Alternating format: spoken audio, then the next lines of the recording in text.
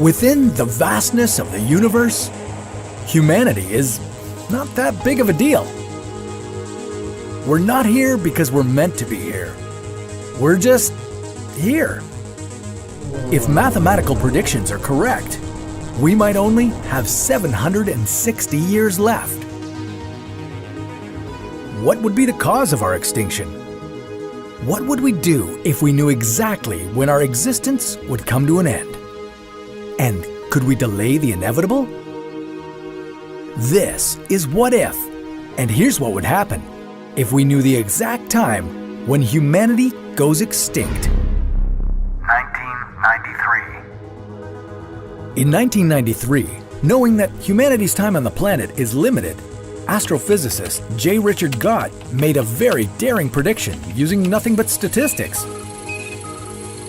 Basically, he calculated that there's a 50% chance that the end of human life will come sometime before the year 2779. That gives us 760 years to make our final arrangements and possibly pass the Earth on to a new life form, or even leave the planet to itself altogether. Stick around, and we'll take you on a journey to the future of humanity. 2029. 99942 Apophis approaching the Earth. Calculating chance of collision.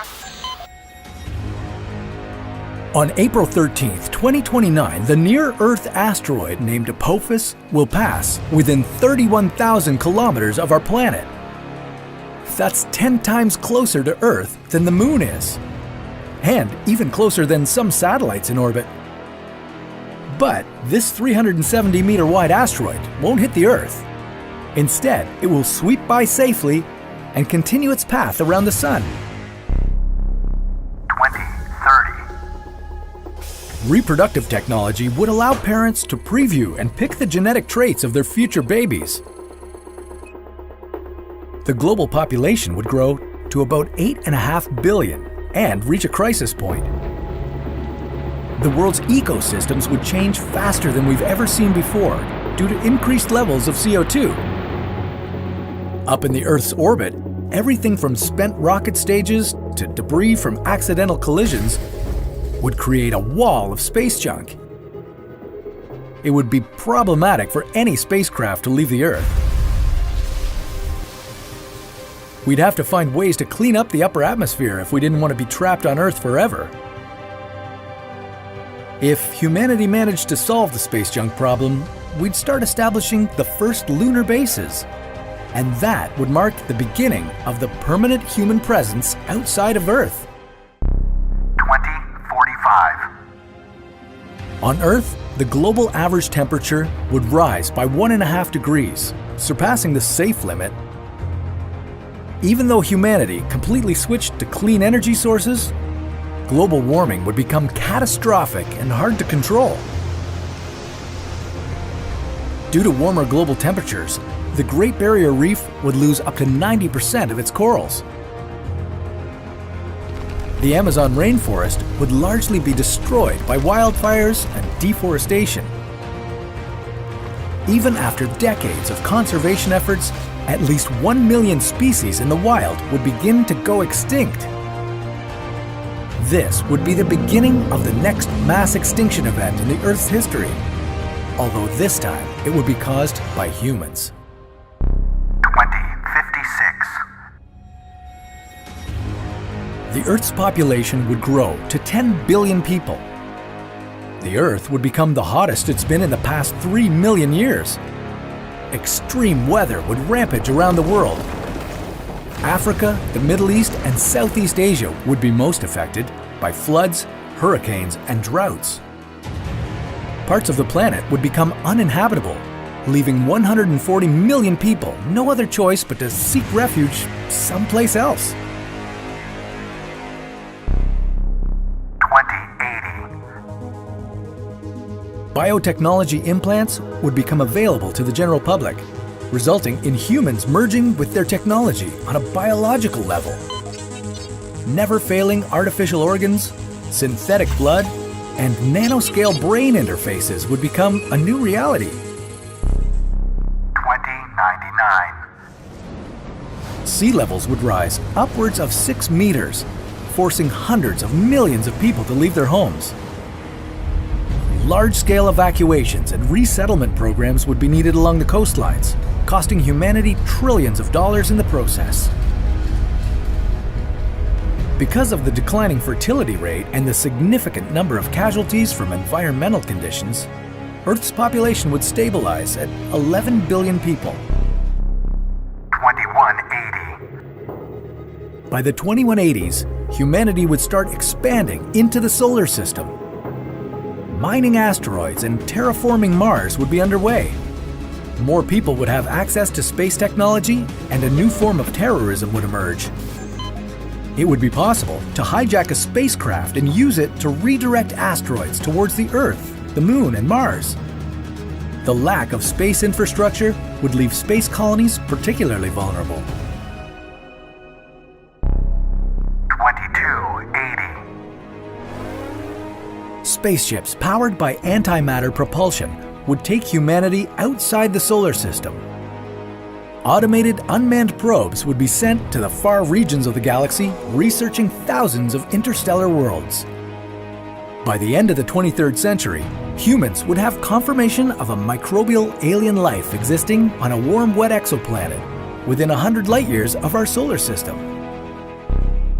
2300. Decades of nanotechnology research and advancement would result in transforming the general public into transhumans or cyborgs. Transhumans would have improved intelligence and strength. Among many superhero traits, they would be able to sprint at very high speeds, become invisible, or even transform their appearances at will. 2500. Humanity would level up from a Type 0 to a Type 1 civilization on the Kardashev scale. That means humans would be able to harvest all of the Earth's energy and use it to power up their entire civilization. They would already be able to control the weather and global climate, alter the course of earthquakes, and build cities at the bottom of the ocean. The next step would be developing ways to fully manipulate the sun's energy. They might start building space megastructures like a Dyson sphere, or even attempt to feed some of the sun's mass into a black hole. 2779. The chain of the previous events could lead to humanity completely disappearing from the Earth one way or another. We might end up moving to space colonies we had established. Or it may not even be us anymore, but a new biotechnologically engineered species. Of course, this is a rough timeline, guesstimated by futurists, based on statistics and mathematical models. If you're upset about humanity's coming extinction, remember that it only has a 50% chance of coming true. Scientists calculated our date of extinction using the same formula that marketers use to predict what product you might click on online or who you're going to vote for. It's about probabilities, not guarantees. Besides, other predictions tell us that we would face extinction not 760, but 10,000 years from now. In that case, we'd be around long enough to see the Earth's poles reverse around the year 3500, and computers reaching their ultimate potential sometime after the year 4000. But how would knowing all this in advance change the way we live our lives? Well, if we knew the date of our extinction with 100% accuracy, we could stop caring about our environment and our bodies. We might focus on all the bad habits that only bring us short-term happiness. Our society could become more violent, more self-harming, more inclined to start wars. Or we could team up and try to get off this rock. We could start looking for other places to move to, beyond what our own solar system has to offer. We could establish colonies with stable human populations. Then, even in the event of Earth getting wiped out by some cosmic power, humans would continue to exist. They could carry on until the universe itself collapsed and stopped existing. But that's a story for another What If. This is a planetary emergency evacuation. Please remain calm and board your space shuttles. You know, even though humanity might not have to leave the Earth in your lifetime, we should start preparing early on. Not only could it take centuries to set up the relocation program, it would take generations to move to a potential new home. That right there is Proxima Centauri b, or just Proxima b. It's the closest potentially habitable planet out there. Its temperatures are in the bearable range and it could have just the right breathable atmosphere. We only have to get there. How long would our journey last? How many people would we send to populate the new world successfully? And what if it turned out that Proxima b wasn't as habitable as we thought? This is What If, and here's what would happen if we relocated humanity to Proxima b. When astronomers started finding planets outside our solar system, or exoplanets, we realized that there are many worlds out there. That meant that Earth doesn't have to be our home forever, and that we don't have to die with our planet when the sun engulfs it some 5 billion years from now. Now that we've found over 4,100 exoplanets, we've learned something rather disappointing. Not all exoplanets are good for humans to live on. Most of the worlds we've encountered are either ice giants like Neptune or gas giants like Jupiter and Saturn. Only 161 of those planets are terrestrial, like Earth. And when it comes to sustaining human life, being terrestrial isn't quite enough. Proxima b is very promising. It orbits a red dwarf star called Proxima Centauri in a system with 3 stars in it. Proxima Centauri is small. It only has between 7.5% and 50% of our sun's mass. That's a good thing, because the red dwarf Proxima Centauri is so much smaller than our yellow dwarf sun. It burns at a lower temperature. It takes stars like Proxima Centauri much longer to burn through all of their hydrogen supply. Because of that, Proxima Centauri has a lifetime of trillions of years, while our sun has a 10 billion year expiration term. That alone makes Proxima b a good candidate for relocation. That, and the fact that its orbit lies in Proxima Centauri's habitable zone, that means there's the potential for liquid water and comfortable surface temperatures. If we're lucky, Proxima b would have an atmosphere that we could breathe. If it does, the surface temperatures would be in the range of 30 degrees. I don't know about you, but I'd move there right now. I just need to warn you that there are a few problems. A trip to Proxima b would be long and very dangerous. Proxima b might be the closest habitable exoplanet we've got, but that doesn't mean it's close. The red dwarf star Proxima Centauri is about 4.3 light years away. That means that if you could travel at the speed of light, it would take you 4.3 years to get there. Nothing we've built so far can reach that kind of speed. Realistically, a trip to Proxima Centauri in a space shuttle would take 165,000 years, give or take. That's right.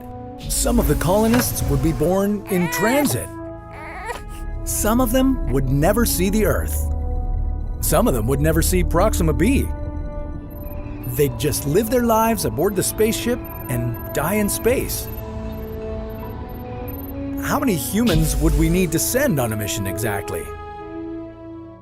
Well, according to some calculations, 98 people would be just enough.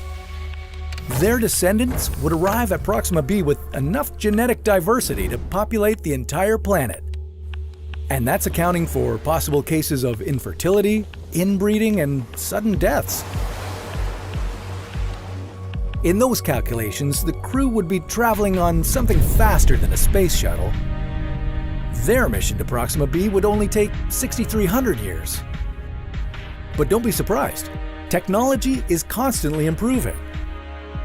Right now, a scientific and technological program called Breakthrough Initiatives is looking at how we can get in the neighborhood of Proxima Centauri within 1 generation.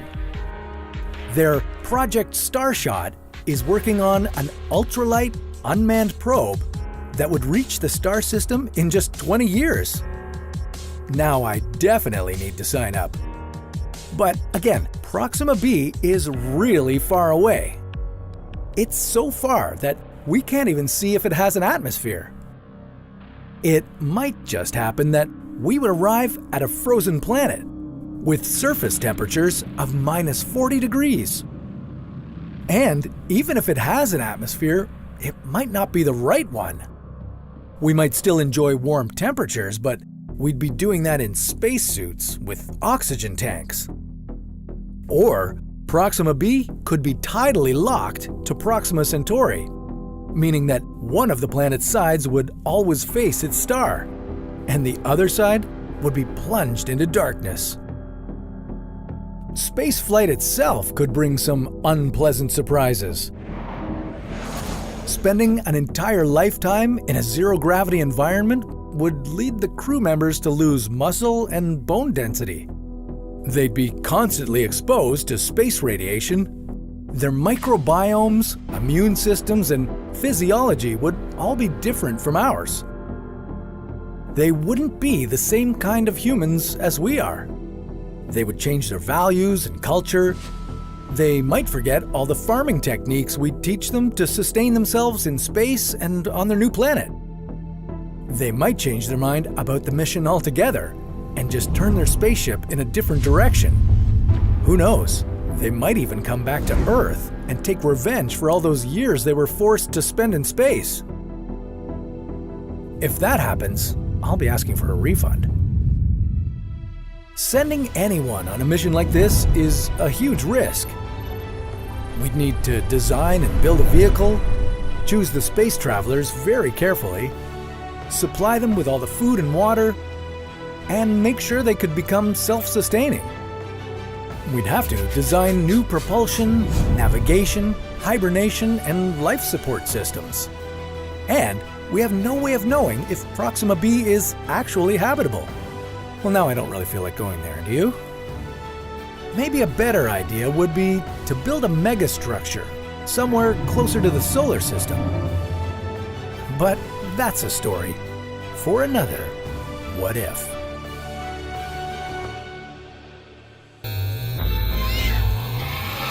If time travel is possible, why haven't we met a single time traveler yet? And if we did meet one, how would we know they weren't faking it? What would their time machine look like? And how would it operate? Would there be a set of rules for time travelers to follow? And what would happen if they decided to break them? This is What If, and here's what would happen if you met a time traveler. In 1998, a gentleman by the name of John Titor arrived from the future, or so he said. In his timeline, as he claimed, General Electric had managed to invent time travel in the year 2034. He even showed and described his time-traveling device in great detail. And then, Titor vanished, as abruptly as he appeared. Did he finish his mission? Or was he real at all? How could we know? If we were able to prove that someone has traveled from a different time, it would be very cool for science. Although it might overwrite Albert Einstein's theory of relativity. Einstein approached time as a fourth dimension. Space is a three-dimensional spectrum that provides us with length, width, and height. Time offers direction. Together, they form a space-time continuum, and it can be affected by gravity. According to Einstein's theory of relativity, gravity is a curve in space-time. And technically, because space and time are one, gravity could bend time as well as space. But you'd need something really, really big to notice any changes in the movement of time. If you somehow managed to get yourself close to a black hole like Sagittarius A, you'd be experiencing time at half speed compared to people on Earth. This is because Sagittarius A packs a mass of 4 million suns into an indefinitely dense point, creating a very strong gravitational field around it. Another way to travel in time is to move really fast. The closer you get to the speed of light, the slower time passes for you. If you were a passenger on a train that somehow could travel at 99% of the speed of light, for every year you spent on the train, 223 years would have passed back at the station. That would make you a time traveler into the future. But what about traveling back in time, just like John Titor said he did? Titor claimed that this little machine is what made time travel possible in any direction. The C-204, as he called it, allowed him to manipulate gravity with the help of 2 microsingularities that were packed inside. It also had gravity sensors to lock the machine and time traveler in a fixed place in space. Titor had this machine installed in a car, pretty much like the good old time-traveling DeLorean did. But it would only take him as far as 60 years from his time. How would you know that Titor was actually traveling in time and not just making it up? Proving that someone really is a time traveler might be even harder than time travel itself. Time travelers could make predictions about the future, show their futuristic technology, or even undergo some genetic testing to support their story. Maybe the best way to prove time travel is real would be to take you with them on their next adventure. Of course, there are easier ways to prove the possibility of time travel. In 2009, the world-famous theoretical physicist Stephen Hawking threw a party. Not just any party, but one to which only future time travelers were invited. Hawking didn't send off invitations until after the party. He believed that if travelers from the future arrived before the invitation was released, that would prove that time travel will become possible one day. He sat there, waiting for hours, but nobody showed up. That doesn't mean time travel is impossible. There is a chance that time travelers from the future will learn to use wormholes or bridges in space-time. We haven't seen one of those yet, but the theory of general relativity predicts that they exist. The biggest problem with wormholes is that they're microscopic and collapse too quickly for a human traveler to go through.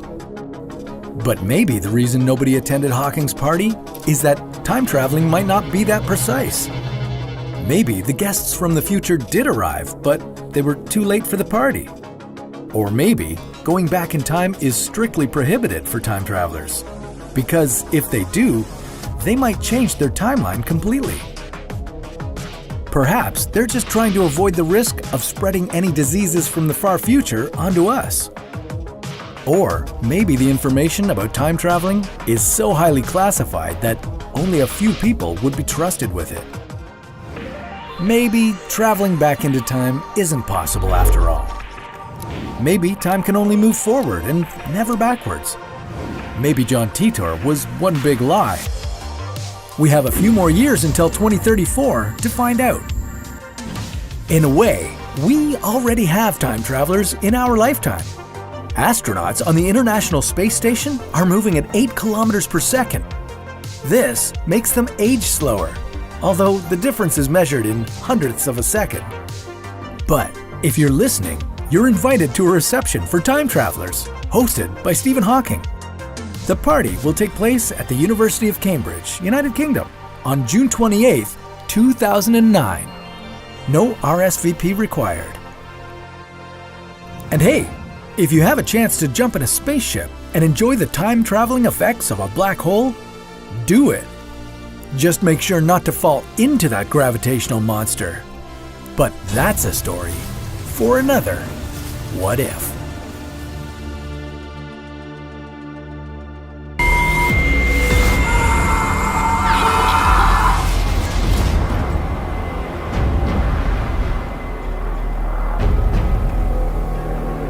Imagine if you could take in all of human history in the blink of an eye. Well, from the first steps out of the slime to the first steps on the moon. That's exactly where we are in cosmic terms, but in that short amount of time, we've done quite a bit. What would you see if you traveled 1 billion years into the past? Did Earth ever look like a giant slush ball? How far back would you have to go to see the first humans? And are we already going extinct? This is What If, and here's what would happen if you went 1 billion years into the past. In a sense, we're all time travelers. We travel into the future at the rate of 1 second per second.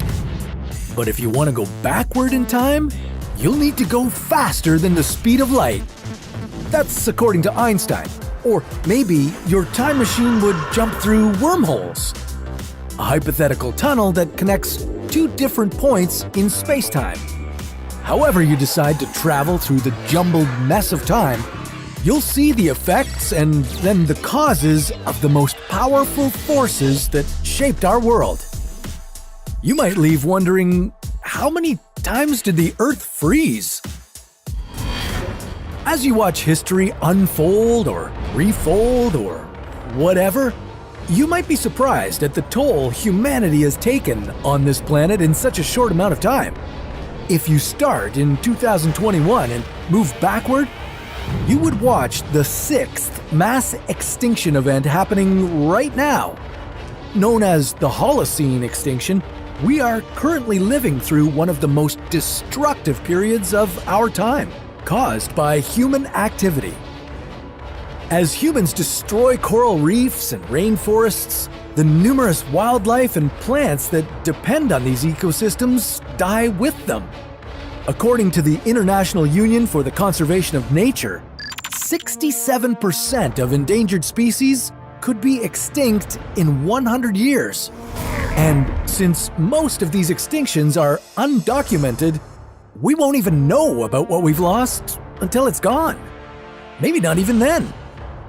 Visit the 18th and 19th centuries and you could watch the pollution created by the Industrial Revolution reversed back into the smokestacks.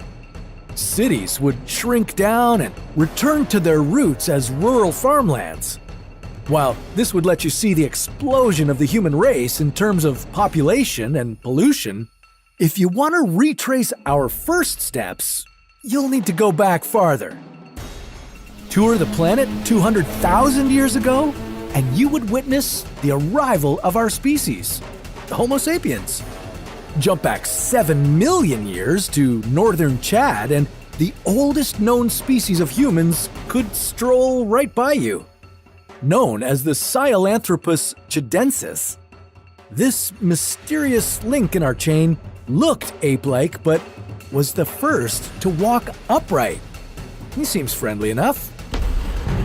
But travel to 60 million years ago, and you'll see the first primates emerge from the humid rainforests of Asia. Okay, step back to 65 million years ago, and you'd find yourself under the giant asteroid that created a global extinction event. The impact caused a tsunami and filled the air with dust and debris. The crash also set off massive volcanic eruptions across the world. With the sun blacked out and the land flooding, the last of the dinosaurs died out. But without this event, mammals like us may never have taken over the planet. Go back 130 million years and you'll see the first flowers bloom. As you travel 200 million years back in time, you'll witness the breakup of Pangaea, the mass of land that will become the continents. As the land breaks apart, the lava eruptions will be so massive they kill almost 80% of the species on Earth. Okay, keep going back another 20 million years and watch the first early mammals, small and nocturnal, crawl around in the dark. And if you go back to 230 million years ago, you could watch the early dinosaurs walk for the first time on two legs. Before that can happen, though, the Earth has to go through what would be known as the Great Dying, also called the Permian extinction. 95% of all species on Earth died. But you could also watch the Earth's land masses come together to form Pangaea. Now you could take a walk from Argentina to China. But things get interesting around 375 million years ago. You would watch marine animals walking onto land for the first time. Maybe you would see a tiktaalik, which looks like a salamander mixed with a fish. This strange creature would later evolve into mammals and amphibians. But just like every species you saw before, this growth doesn't happen without a cost. And now, we're at the first extinction event. The Ordovician extinction occurs when ice sheets spread from the polar caps into the oceans. Almost 70% of all sea life died off during this planet-wide freeze over 460 million years ago. Okay, keep going back, and you could see how life started underwater. Called the Cambrian explosion, the lineage of most of the species on our planet today can be traced back to this milestone.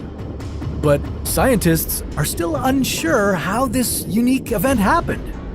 Between 635 and 850 million years ago, the Earth froze over twice. Once for almost 60 million years, and the next time for 15 million years. One theory suggests that the Earth was only covered in a thin film of ice, allowing the sun's rays to seep through and plant the seeds of life below. But go back 1 billion years in history, and you'll be surprised to find, well, not a lot. During this time, red algae are forming spores to reproduce. Cells are coming together to form larger organisms. Life on Earth is microscopic and not very threatening. But nothing has been more vicious to our planet in such a short amount of time as humans. But maybe humans will set things right eventually. There could be a change in our planet, or our hearts, that might set our future on a different path. Or maybe, like the dinosaurs and Neanderthals, we would just be replaced by something else. So let's take our time machine and find out. What if you traveled 1 billion years into the future? Well, that's a story for another What If.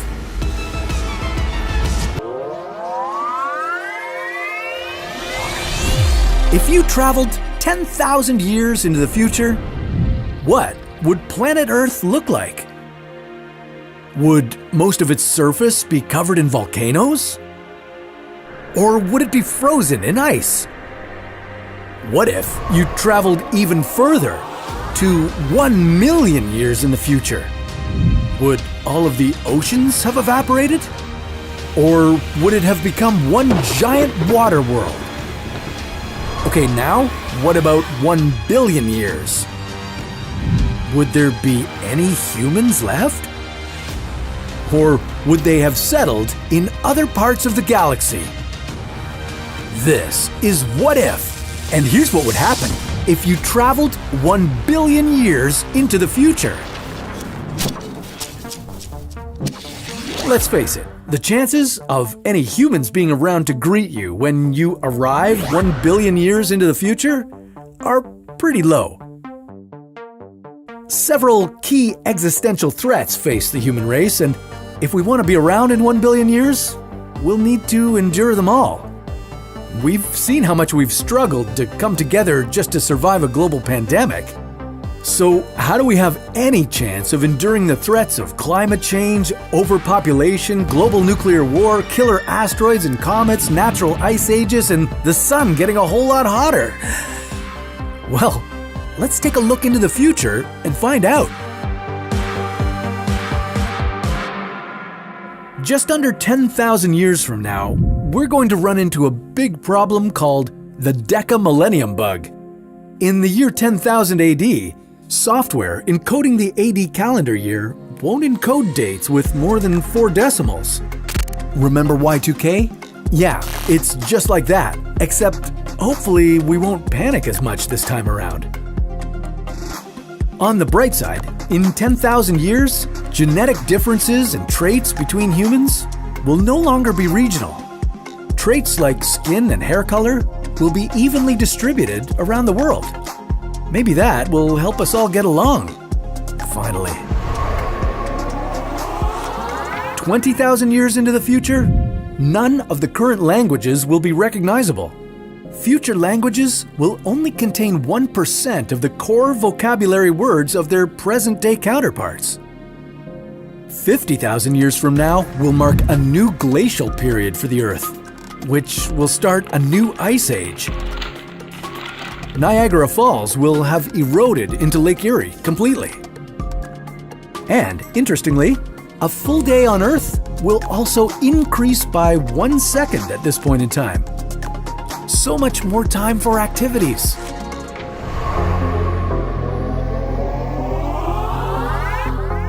In 250,000 years, the Loihi volcano will rise above the water to form a new island in Hawaii. And in 500,000 years, it's likely that an asteroid with a diameter greater than 1 kilometer will hit Earth, unless we can prevent it. The resulting crater will be no less than 400 kilometers across. It will start fires all over the planet and make the air unbreathable. So there's something to look forward to. And in case that's not enough, in 1 million years, we'll likely have another supervolcano eruption, large enough to spew out 3,200 cubic kilometers of ash. It would produce enough lava to fill 75% of the Grand Canyon. This would be similar to the Toba eruption that almost wiped out humanity 70,000 years ago. Oh, and the nearby star Betelgeuse will have exploded into a supernova by this time, making it visible from Earth even during the daytime.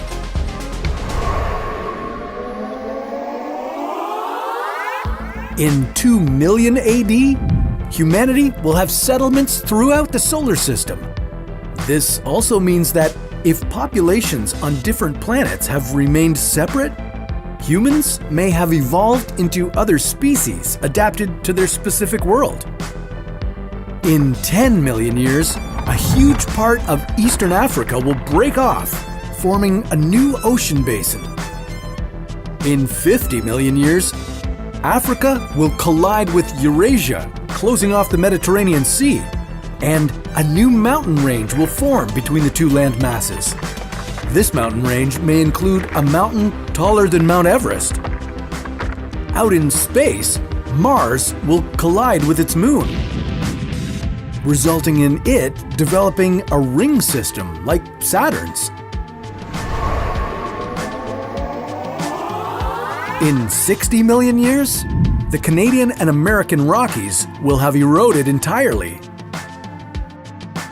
In 80 million years, all Hawaiian Islands will be below the water. In 100 million years, an asteroid similar to the one that killed the dinosaurs 66 million years ago will likely hit Earth, one that is 10 kilometers wide. In 250 million years, all of Earth's continents will be fused together like Pangea, except this time it will be called Pangea Ultima. But don't get too attached to it, because in 400 to 500 million years, Pangea Ultima will separate again.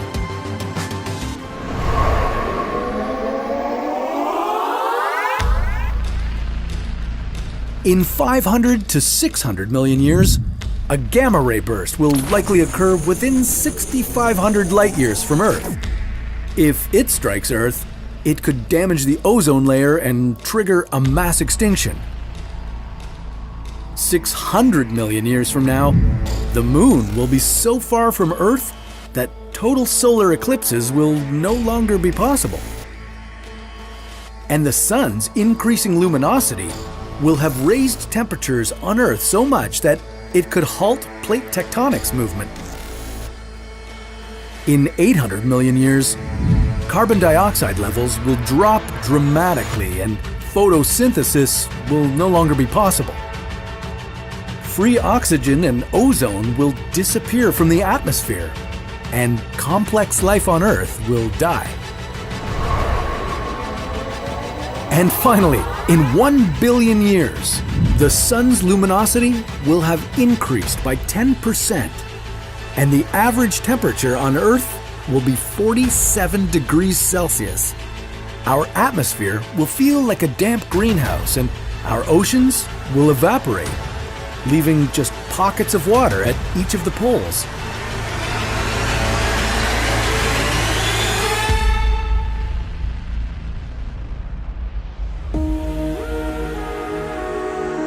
When you arrive here in your time machine, be mentally prepared to take in a planet Earth that looks nothing like the one you remember. The human race will be gone, hopefully living its best life on some other far-off planet. Because of the intense heat, lack of water, and lack of breathable air, Earth will be uninhabitable. So you probably shouldn't stay too long. Instead, you should head out to see the rest of the solar system. Maybe you'll find your fellow humans there, or some other form of intelligent life. But that's a story for another What If.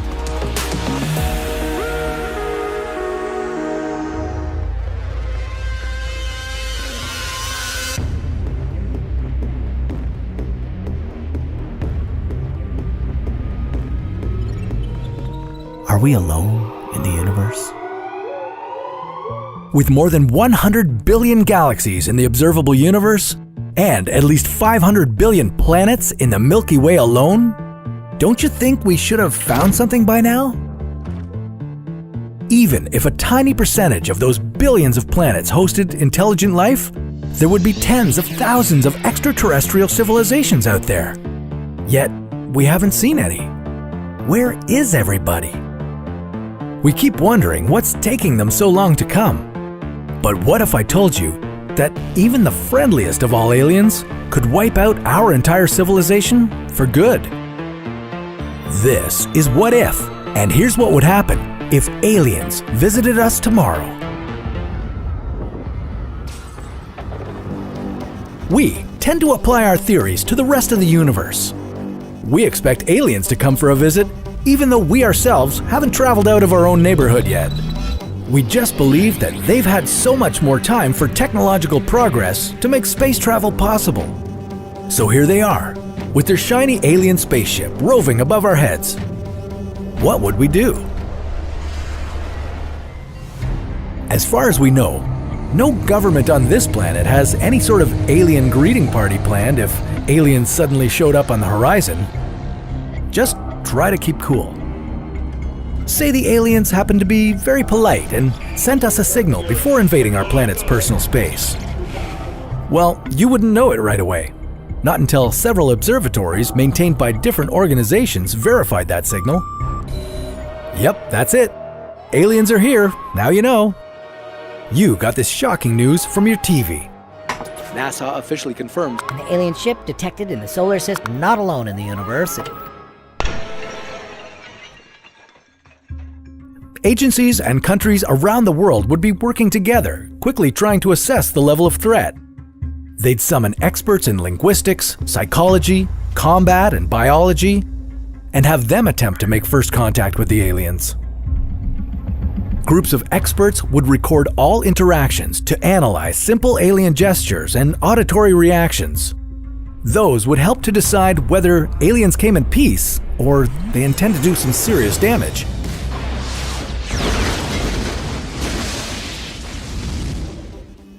Some people might believe that religious leaders should do all the talking. Something's telling me that aliens didn't learn our languages in school, so good luck to anyone trying to reach out to them. While the world's most intelligent people were busy trying to interpret the aliens' intentions to the best of their ability, you would be, wait, aren't you curious to know what the aliens look like? Some evolution experts agree that things like proteins and DNA are the same no matter where in the universe you're from. If that's true, alien evolution would be close to that of humans. They'd have binocular vision with eyes located close to the brain. Just like us, they'd be based on land and have a minimum of 2 legs for mobility and 3 fingers so that they could handle tools. Still, if some of our own life forms look like this, try to picture something coming from another planet. Meanwhile, on Earth, while governments were busy figuring out the action plan, the media would be keeping you informed. You'd be advised to stay indoors and wait for further instructions. It'd be hard to filter out what's legitimate news and what isn't, but try not to fall for fake end-of-the-world news on Facebook and keep calm. At least make an effort to give up the urge to pack up your belongings and head for the hills. At the same time, the governments and scientific experts would be sharing information about alien interactions. From here, the events could unfold in a few different ways. First, we may not get any auditory or visual response. Nothing at all. This could mean anything from the alien spacecraft doesn't have any aliens on board to the aliens are waiting for their alien backup to fry us up.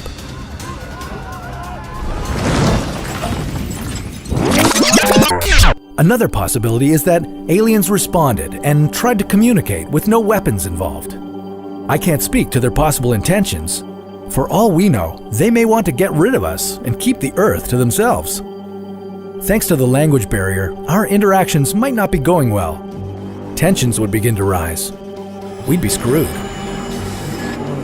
Considering that these beings had the technology to travel to Earth, it's likely that they also had the capability to develop some very, very advanced weaponry. Civilians would most likely be hitting the panic button as hard as possible. Meanwhile, governments would put their nuclear weapons on standby. That would be our best and most destructive weapon against them. Or so we think. It may turn out that the aliens have adverse reactions to things on Earth that we're all accustomed to. If, say, their skin melted upon contact with water, then defending ourselves against them would be simple. I'm not saying aliens would necessarily bring doom upon the Earth. They may not mean us any harm at all. But if some hazardous microorganisms from outer space hitched a ride with them and made it into our world, we humans might have no natural immunity to those extraterrestrial microbes, and they could slowly wipe our species off the planet. On the other hand, if aliens weren't coming here to make friends, we'd be destroyed long before we got a chance to offer peace between intelligent beings.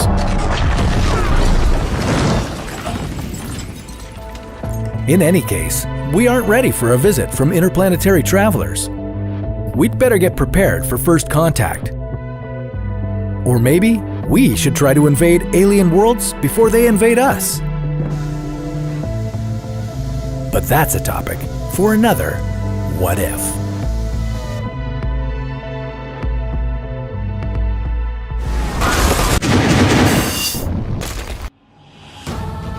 Rise and shine! You've been asleep for 1,000 years, and the view outside is not how you remembered it. Trees, wildlife, fresh air, fresh water. Oh, right. This is What If, and here's what would happen if everyone froze for 1,000 years. Rising temperatures, rising sea levels, declining air quality, more extreme weather, more animal extinctions, more diseases. These are just a few of the consequences we can expect if we continue to pollute the Earth. And our time to act is quickly running out. So, what can we do if we want to save our planet, and fast? Strangely enough, the best thing to do might be nothing. Not sit back and watch the world burn, nothing. But everyone going to sleep and doing nothing for 1,000 years while the world repairs itself from all the damage we've done. We can pretty much guarantee that Earth will be better off, but can we guarantee that you'll wake up? Sweet dreams. There are almost 300 cryogenically frozen individuals in the United States and 50 in Russia. And yet no one has ever been revived from cryosleep. The hope is that the technology to wake people up from cryosleep will be available sometime in the near future. Wait, what? The idea behind cryonics is that humans can be preserved at super low temperatures and later restored to full health.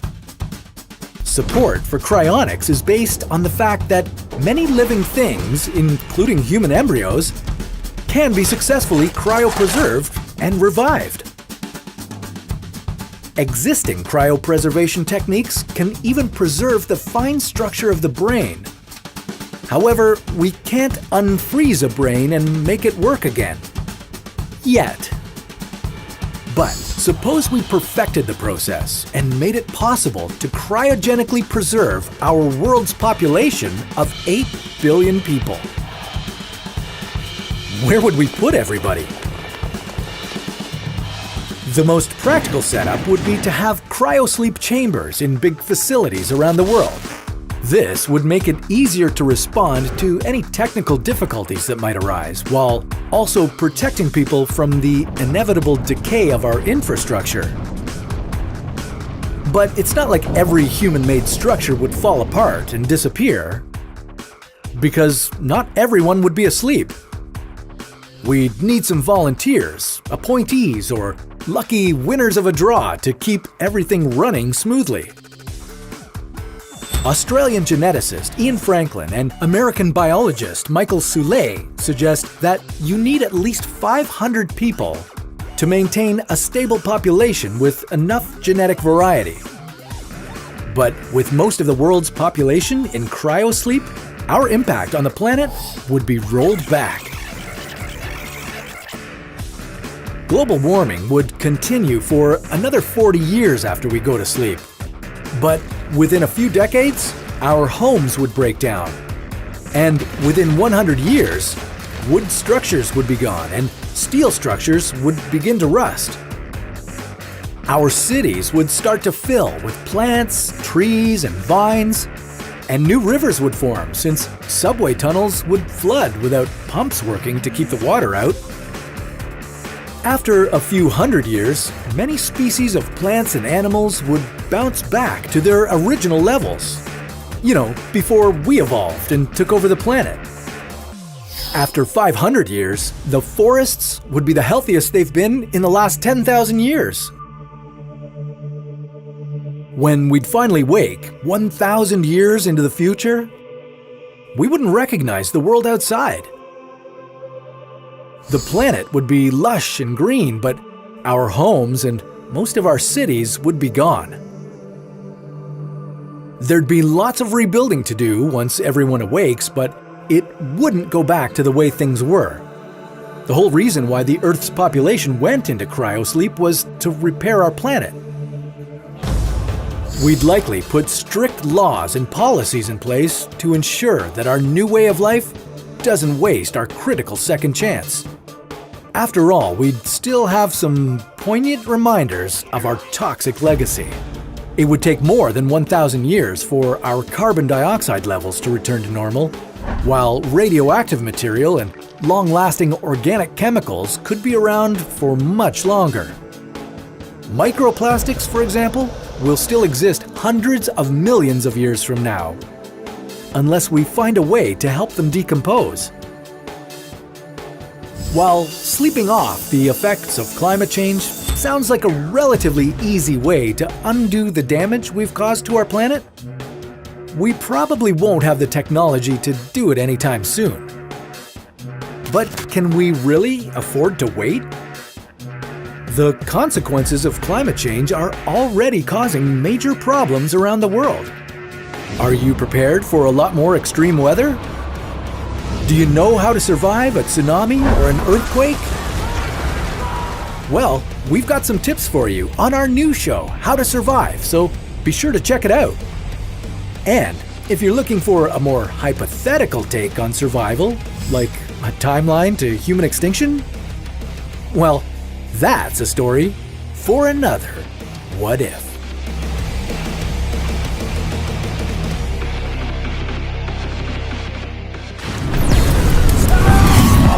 30,000 feet, 9,144 meters, 9 kilometers, or 5.7 miles.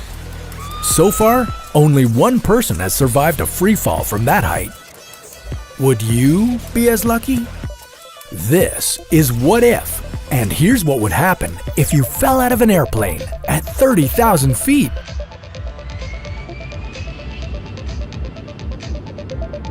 On January 26, 1972, an explosion aboard JAT Airways Flight 367 resulted in the impossible. 22-year-old flight attendant Vesna Vulovic fell from 10,000 meters in the air, setting a world record for surviving the highest fall without a parachute. How did she survive?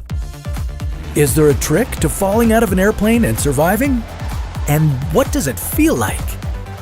If you're a frequent flyer, you might want to pay close attention to what's coming up. Since the 1940s, there have been almost 50 cases of people surviving falls from airplanes. In all of those cases, the survivors were lucky enough to have something to cushion their fall. Vesna Vulovic, for example, was in the back of the plane when the explosion happened. When the plane broke apart, the tail section remained intact, and pinned by a food cart, Vulovic was prevented from being sucked out into the open air.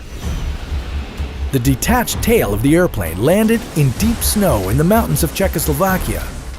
Vulovic suffered several broken bones, but the airplane wreckage and layers of deep soft snow ultimately saved her life. The second highest fall without a parachute that someone survived happened in 1943. Air Force gunner Alan McGee's bomber was hit by enemy fire over France. His plane burst into flames and propelled McGee out of the plane before he could grab a parachute. McGee fell about 6,700 meters. Apparently, he smashed through the glass roof of a train station and was found hanging from the steel girders that held up the roof. You wouldn't think that a glass roof would cushion any kind of fall, but if it hadn't have been there, McGee might not have survived. So, if you ever find yourself falling from an airplane without a parachute, grab onto something, anything, and use it to break your fall. Of course, that's easier said than done.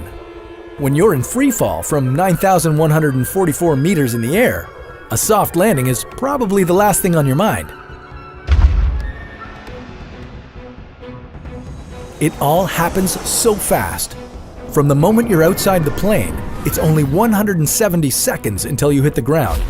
During that time, you will be extremely cold and deprived of oxygen. The average temperature at 9,144 meters in the sky ranges between minus 40 degrees to minus 57 degrees.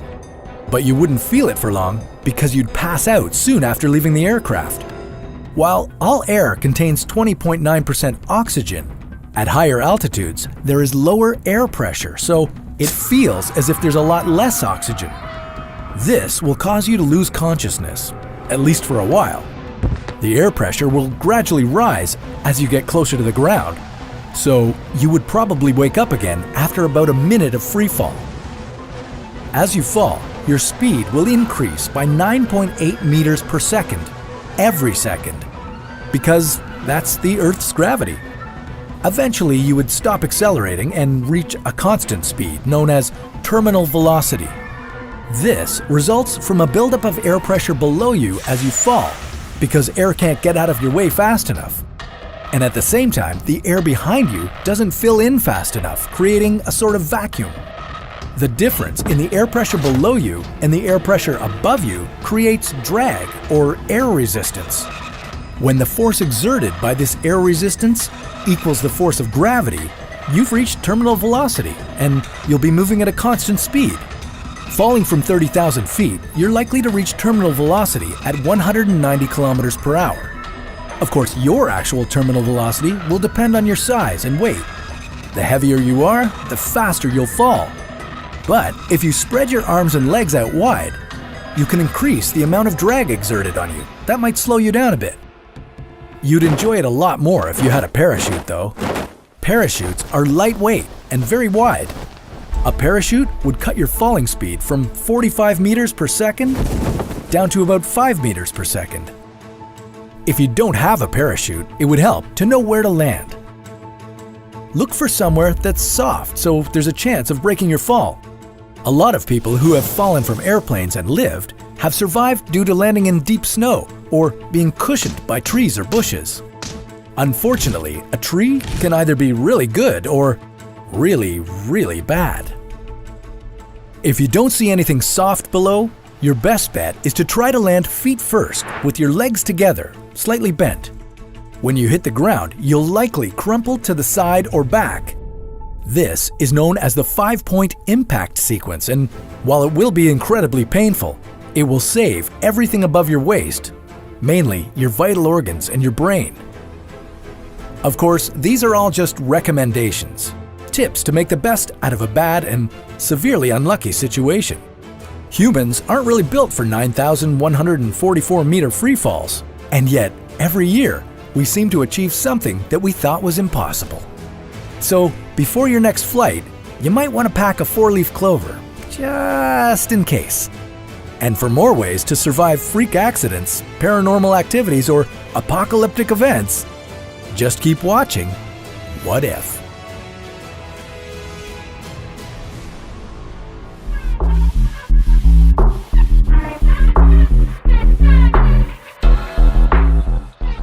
Could there be an even better planet for us than Earth?